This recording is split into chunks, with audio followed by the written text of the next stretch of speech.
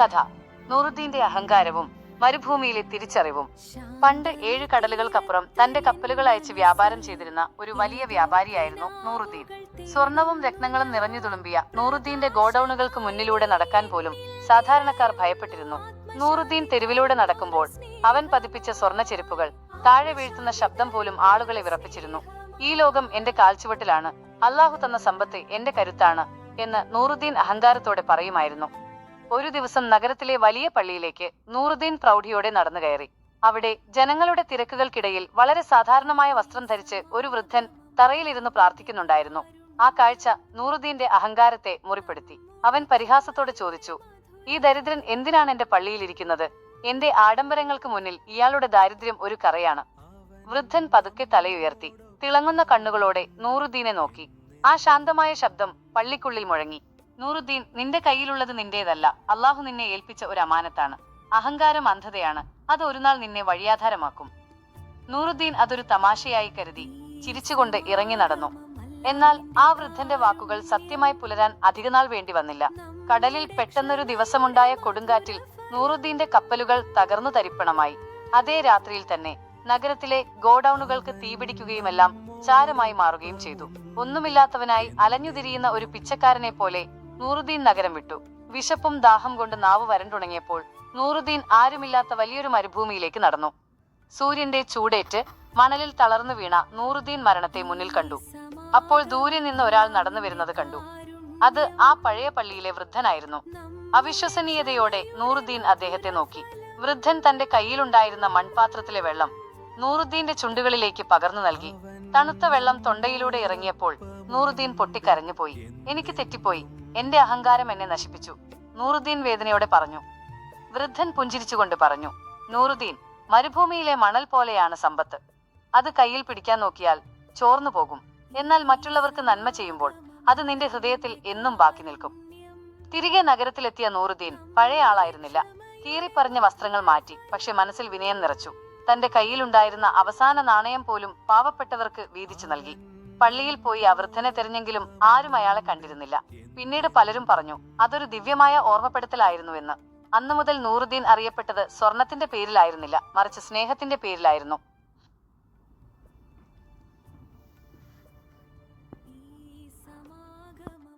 വർഷങ്ങൾ കടന്നുപോയി.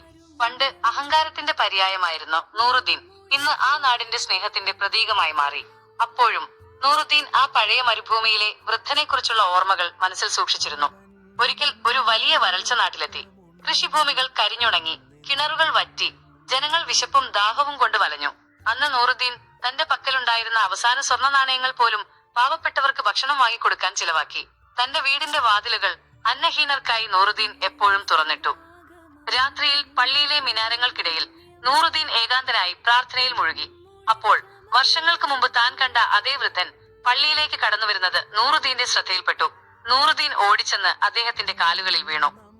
എന്റെ തെറ്റുകൾ തിരുത്താൻ എന്നെ സഹായിച്ച പ്രഭുവെ, അങ്ങേക്ക് നന്ദി, നൂറുദ്ദീൻ വിതുമ്പിക്കൊണ്ട് പറഞ്ഞു. വൃദ്ധൻ പുഞ്ചിരിച്ചുകൊണ്ട് നൂറുദ്ദീന്റെ തോളിൽ തൊട്ടു. ആ സ്പർശനത്തിൽ നൂറുദ്ദീന്റെ ഉള്ളിലെ എല്ലാ സങ്കടങ്ങളും അലിഞ്ഞുപോയി. വൃദ്ധൻ പതുക്കെ പറഞ്ഞു, നൂറുദ്ദീൻ, നീ അന്ന് നഷ്ടപ്പെടുത്തിയത് നിന്റെ സമ്പത്തായിരുന്നില്ല, നിന്റെ അഹങ്കാരമായിരുന്നു. ഇന്ന് നീ നേടിയത് വെറും പണമല്ല, പകരം അനേകം മനുഷ്യരുടെ കണ്ണീർ തുടയ്ക്കാനുള്ള ഭാഗ്യമാണ്. ഒരു വ്യാപാരിയിൽ നിന്നും നീ ഒരു മനുഷ്യ സ്നേഹിയായി മാറി. ഇനിയൊരിക്കലും നീ ഒറ്റയ്ക്കല്ല.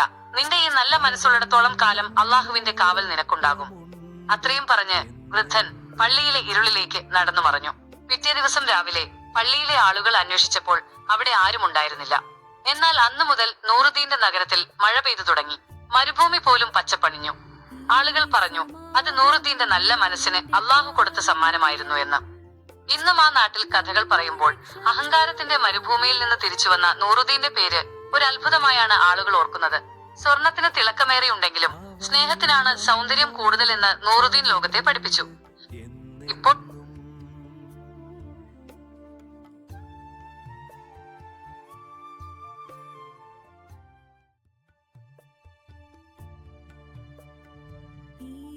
നഗരത്തിലെ കൊട്ടാര സദസ്സുകളിൽ നിന്നും ആഡംബരങ്ങളിൽ നിന്നും അകന്ന് നൂറുദ്ദീൻ മരുഭൂമിയിലെ ആ കൊച്ചുകുടിലിൽ ദിവസങ്ങളോളം കഴിഞ്ഞു.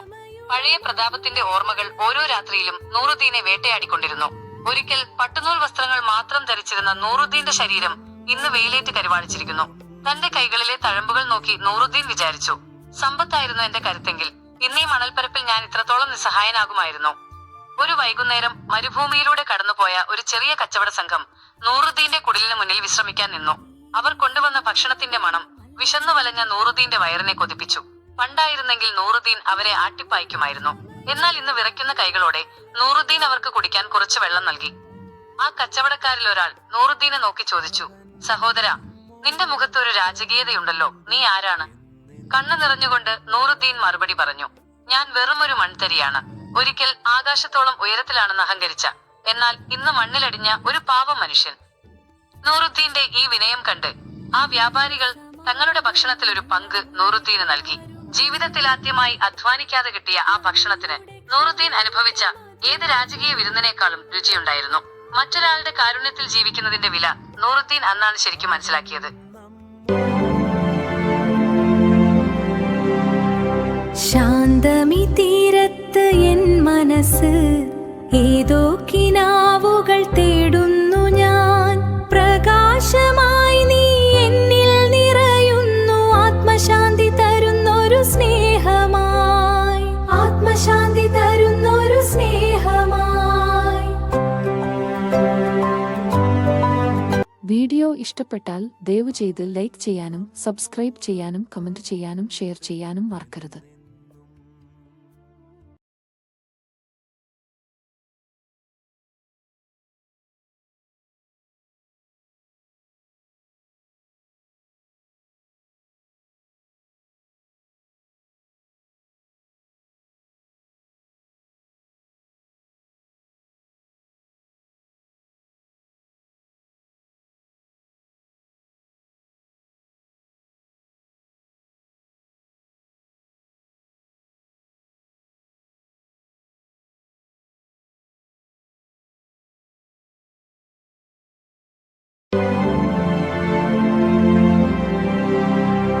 ശാന്തമി തീരത്ത് എൻ മനസ്സ് ഏതോ കിനാവുകൾ തേടുന്നു.